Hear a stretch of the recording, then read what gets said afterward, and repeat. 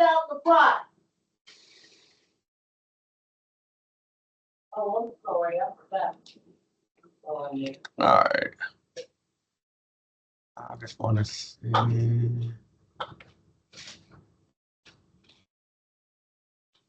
There we go.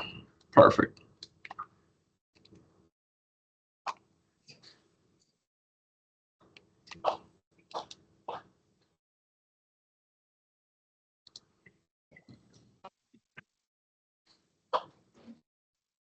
Were they able to pull it up? Okay, Yeah. great. Okay, Trying to get there we go. right. Oh, all right. Okay. Okay, this is great. Did you guys meet Upasna? You meet? Okay, great. Yep. In May. All Okay. right, we're good. Yeah, we'll just wait for probably around 11:01, 11:02. We'll get started. Sounds great, Sean. Just let me know when you guys are ready. We're here waiting. Will do.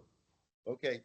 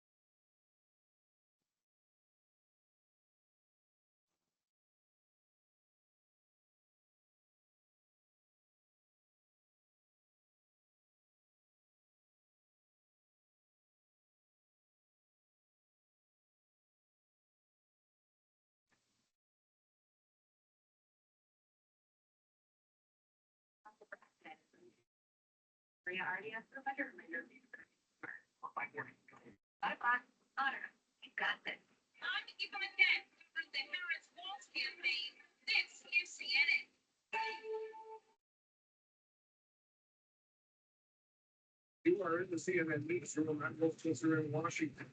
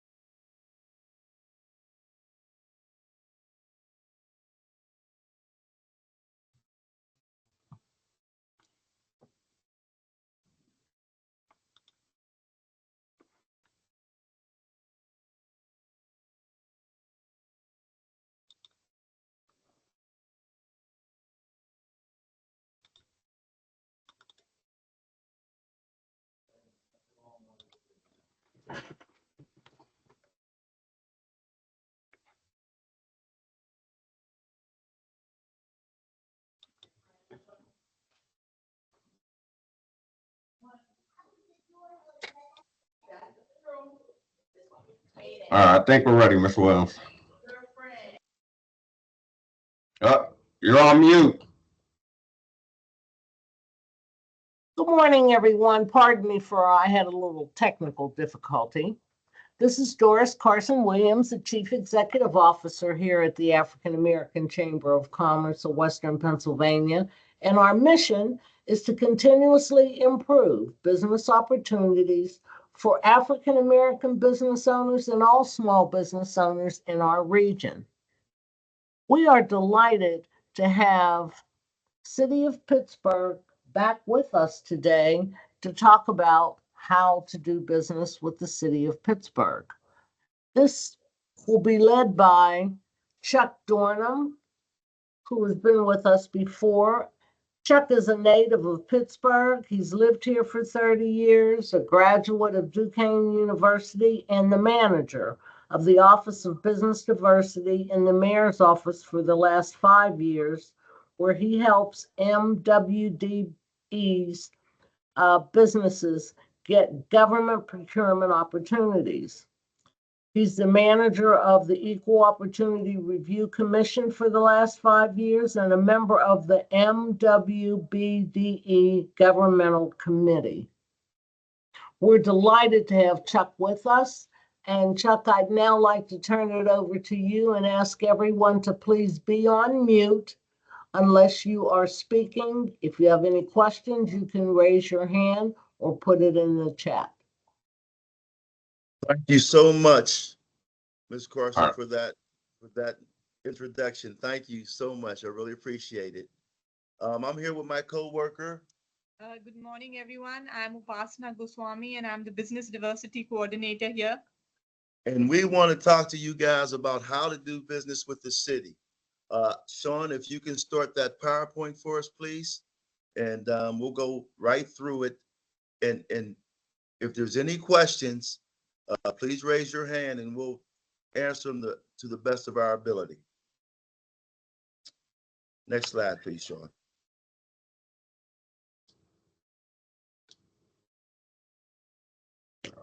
Okay, here's the agenda, guys.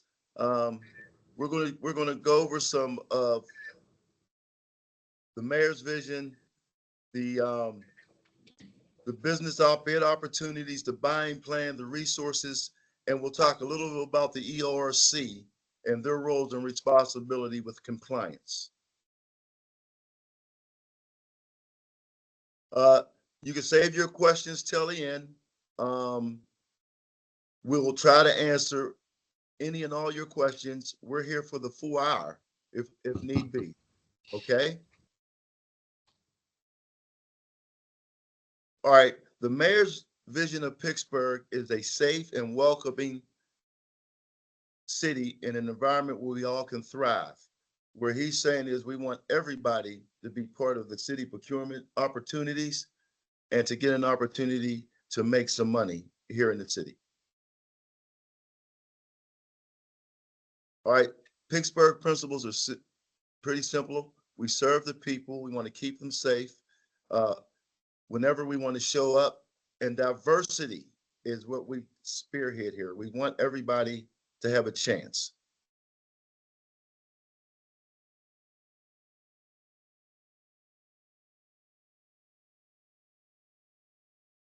That's where we're at there, guys. Okay, Jennifer Olzinger is our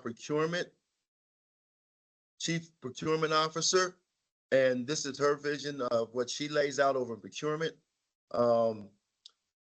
She does a really, really good job, guys, at getting contracts out and getting them to the public. So this is her mission statement for procurement and the vision for procurement.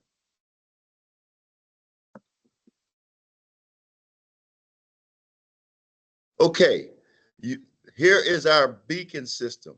Now, what I'm going to do, guys, can you put beacon, the URL in the chat? I'm going to put the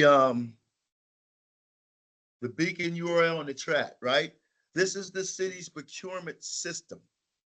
Here's where you go to find all types of procurement opportunities, especially procurement opportunities from the city of Pittsburgh. There are also, we'll talk in a second about the buying plan tab. The buying plan tab is real important, guys. The buying plan tab, let's start with that while we're talking about it. The buying plan tab, if you click on it, when you get we put the email address for Beacon in the chat. It's the website. The website's in the chat, okay? Now, the things I want you to really concentrate on those tabs is one, let's start with the bid opportunities. Registration is real easy, guys. Just make sure you register. Let's start with registration. Registration, please register on Beacon. And when you register, pick items that you can do off the list. Here's a quick suggestion too. Pick some other items that you think you can do, and also pick items that you might be able to help out with another contractor who can't get the updates or see the updates on a timely manner. Because once you register on Beacon and you pick categories, when an RFP or ITQ comes out, you will get a blast to see if you want to be part of that procurement opportunities. So please register on Beacon. It's very easy. Just make sure you pick categories that you can do. Next is the bid opportunity tab, okay? Let's stay with let's go back to the tabs first, and then we'll come back to the ERC. One more back there, Sean, please. Okay, the bid opportunity tab, right? This is where you'll find all the city's procurement opportunities almost for the whole year, guys. Okay, you want to tab, get in there to see the bid opportunities, and you can see if there's something that you want to bid on. And if you see something you want to bid on and you're not sure how to go through the process, please reach out to Apostle and I, and we can help you. Okay. The next one is the current contract tab. Those are contracts already in motion. And you can see those contracts and who is the prime on them, who's the sub on them, and where they are in the process. The next tab is the big one, guys. It's called the buying plan. On that tab, not only can you see the city procurement opportunities, but you can see the procurement opportunities from our sister agencies, the URA, the SEA, the Housing Authority, the Parking Authority. Their procurement opportunities are on there also. The last tab is the resource tab. And the resource tab tells you the resources and how to maneuver around in the Beacon system. Okay, so that resource tab is pretty important if you want to get trained and really know how to navigate this system, which is not hard to do once you get in and get used to it. The big thing, guys, in the Beacon thing is to stay alert for blasts from Beacon on procurement opportunities that you might be interested in. Okay, you can go to the next couple tabs now, Sean, please. The Equal Opportunity Review Commission. The Equal Opportunity Review Commission. This is the commission that makes sure that minorities, can you hold a second, please?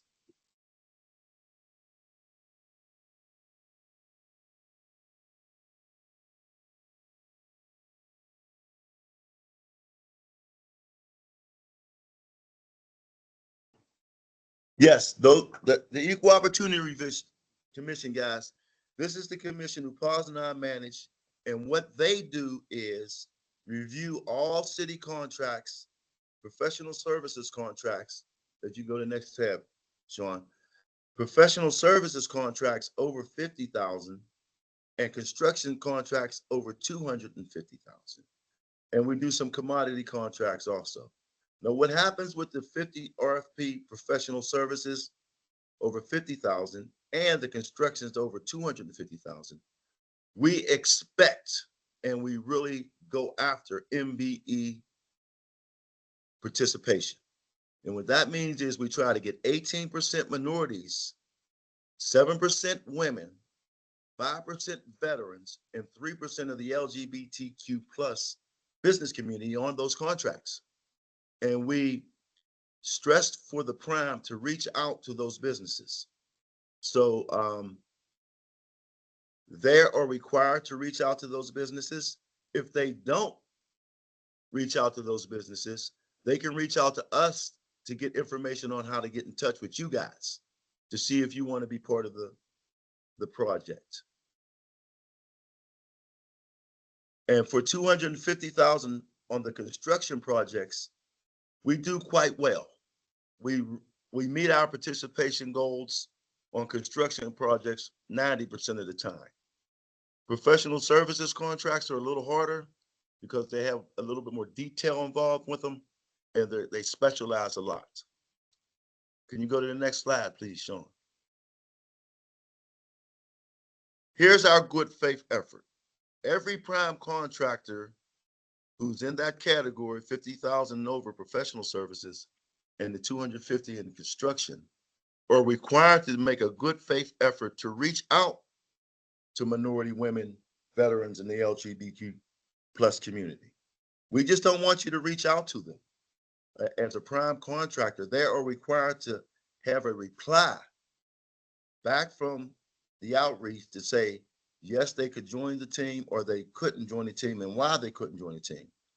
And UPA's in our category, put those in categories so we know why a particular subcontractor couldn't be on the contract. And there's a number of reasons. Some is they're busy, some are they just don't have the capacity. So we want the prime in that situation to make sure there's a written response. Don't just say I reached out to X and nothing happened. So we make sure that we do our due diligence in trying to get our participation numbers. You can go to the next slide, please, Sean. Keep in mind, guys, that this is one of the things that we do that is really, really great here at the city. We track all our contracts that come through our office from beginning to the end with a compliance piece, right? So what we do here, guys, is once we pay the prime, we give the prime 2 weeks to pay their subcontractors if they are part of that payment to the prime. So if you're on a contract and you're doing work with the prime and they get paid from the city, we expect them to pay you within the 2-week period. If they don't pay you within 2 weeks, we really get on the prime. And we keep compliance all the way through the contract. So we make sure whatever they intend on paying you, they pay you. Okay, we make sure that our subcontractors get paid. We really, really are stressing that, and we're really on the side of the subcontractors when we do work. We use the B2G Now system to track everything. It's a great system. And once you become a contractor or a subcontractor with the city, you'll have access to that system to see the compliance in there and to make sure that the prime is paying you on time. Next slide, please, Sean. Okay. ERC approval, right? We vet companies here, especially the prime companies, right? To make sure that not only do they reach out to you guys, when they get you guys on contract with them, we want a letter of commitment from them stating how much they plan on paying you on this contract or on the project. That way we have them confirmed that they're going to pay you X amount of dollars or X percentages. And we hold them to that fire. We make sure that you as a subcontractor get what they promised to pay you. And I'm going to have Upasana tell you a little bit about the ITQ. So ITQ, as most of you would know, stands for Invitation to Qualify. And these bids are different from RFPs in the sense that these are pre-approved companies. So in 2020, we had approved about 85 companies. This is now open again this year, and it's being done in a phased manner. The first phase opened in February, and we have another one coming up. The pre-bid for that is going to come up most likely end of September for a different category of businesses. And so these companies, when they come to us, basically what we are looking for is that do they have their sub-consultants in place, that if they were given a work order, would they partner with those sub-consultants with the letters of commitment and certification? And once these companies are approved by the commission, these are like a pool of companies ready for the city departments to pick off and issue work orders. So this sort of is more quick and efficient. And the current ITQ bid is open until July of 2026. Thank you, Apostle. Can you go to the next slide, please, Sean? Yeah, this is about the work orders. The companies that we are looking for, they're mostly small and medium. Small is up to 100,000 and the medium is up to 1 million. I just need to remove this. We just have small and medium. Okay. Thank you, Apostle. Okay, and the ITQs also go into PG Now database with the compliance. We make sure that not only the RFP contracts are tracked in compliance, we do that with the ITQs also. We're really stickler on making sure our subs get paid because the primes, for the most part, can wait for their payment. Most subcontractors cannot wait for a payment. Okay, so we're really a stickler about getting you guys paid if you're a subcontractor on time. Next slide, please, Sean. Okay, guys, that's pretty much it from our end. There's a lot more to talk about, I'm sure, that you guys want to know. Please feel free to ask any questions now, or you can always email Posner or I, and we'll make sure that you get the answer to the questions you're looking for. Thank you, Ms. Williams. Thank you, Ms. Williams. Thank you. Thank you, Chuck. And to your assistant, we thank you for the presentation. I think you've been very thorough in presenting the information. Let me open it up to the participants. If you have a question, feel free to go off of being on mute and raise your question with Chuck.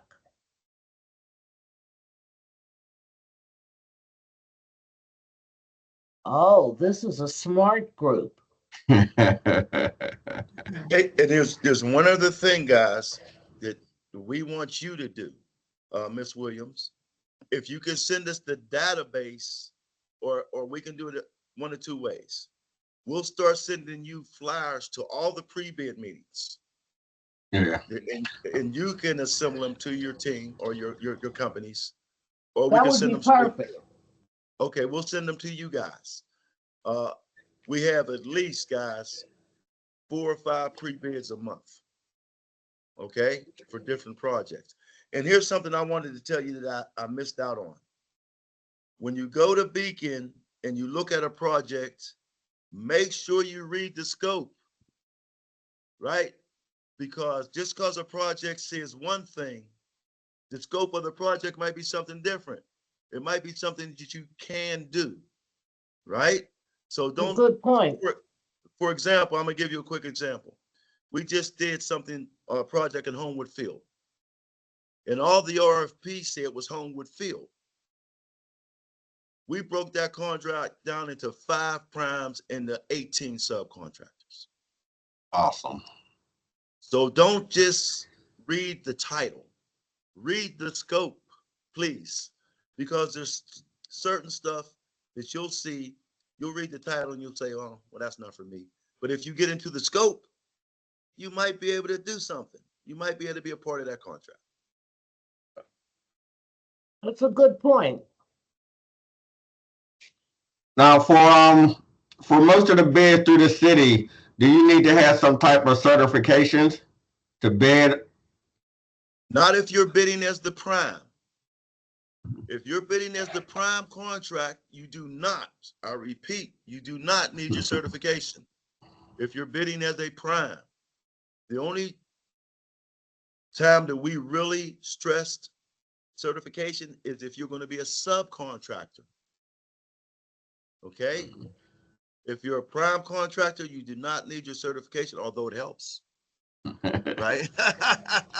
I'll just say that, although it helps. Okay?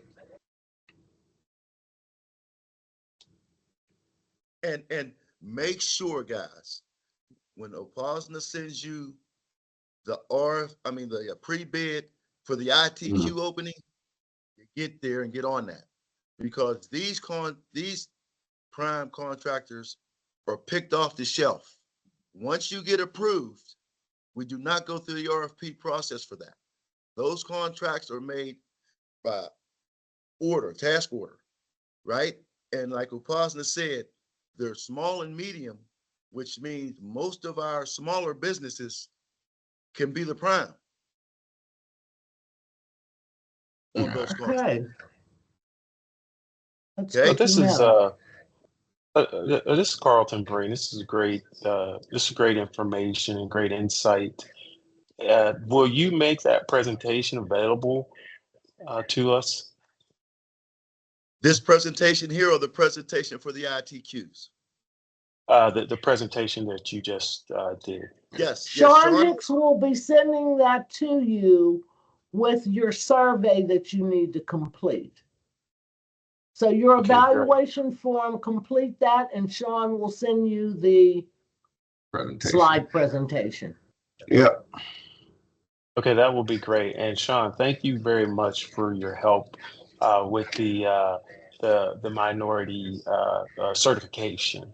They put me straight through to the right people for our engagement with the city. So thank you very much. Awesome. Glad to hear Yep. Look forward to seeing you later this month. it. Good. Are there any other questions? I have a couple announcements I'd like to make before we bring this how to do business session to a close. Don't forget that on Friday, September 20th, our own homeboy, the Honorable Austin Davis, the Lieutenant Governor of Pennsylvania, will be the speaker at our power breakfast at 7:30 at the Rivers Club. So that's September 20th. And then on September 25th, we will have a Business Institute online workshop with the Honorable Wayne Fontana, our state senator, and he will be discussing his role as a state senator, the budget, and what Harrisburg is doing to help minority and small businesses throughout the Commonwealth of Pennsylvania. So I suggest you don't miss either of those sessions. I think they'd be good for you to have. We appreciate everyone's participation this morning. Sean, as I mentioned, will get you the slides once you send in your evaluation. Thank you again. And one more announcement, Ms. Williams. Huh? One more announcement. Save the date for our annual business luncheon on December 12th. Oh, yeah. December 12th is Please. going to be the annual business luncheon at the Omni William Penn Hotel. Ken Gorley, president of Duquesne University, will be the speaker. You So guys we lo- make sure that we get a invite to those things also. Oh, you'll Sean, get and, an invitation. Yeah. Definitely. Invitations will be coming out. Thank you, Yeah. because we would love to participate Okay. and learn Wonderful. more. We want to learn more to make sure we're doing all we can to help small businesses, and especially African American businesses. We're really trying to do that. And Upazil and I just put our email address in the chat. So feel free to reach out to us anytime you guys like for any other questions. Yep. And when I send out the evaluation and the presentation, I'll also have Chuck and Upasna's email contact information in it included as well. Yeah, and a request, Sean, if you can send us an updated list of your businesses. I remember you had sent one, the database earlier, but I'm sure there might have been more businesses added. So, Yeah, for the attendees, I got you. okay, thanks. Okay, because what we want to do, Sean, one of the things that Upazil and I have started doing is at our pre-bid meetings, giving a list of businesses to those people who might be bidding as primes. So they'll have a list of your businesses already at the pre-bid, Makes sense. right? So they won't have to look for you. They already have you. So and in that way, it'll be a easier, hopefully, and we can boost our numbers even better. Cool. All right. Well, I want to thank everyone for participating. Look for the evaluation. It is forthcoming and you will get the slide presentation. Have a wonderful remainder of your day and be safe. And we look forward to seeing you on September 20th with the Lieutenant Governor Austin Davis at our power breakfast.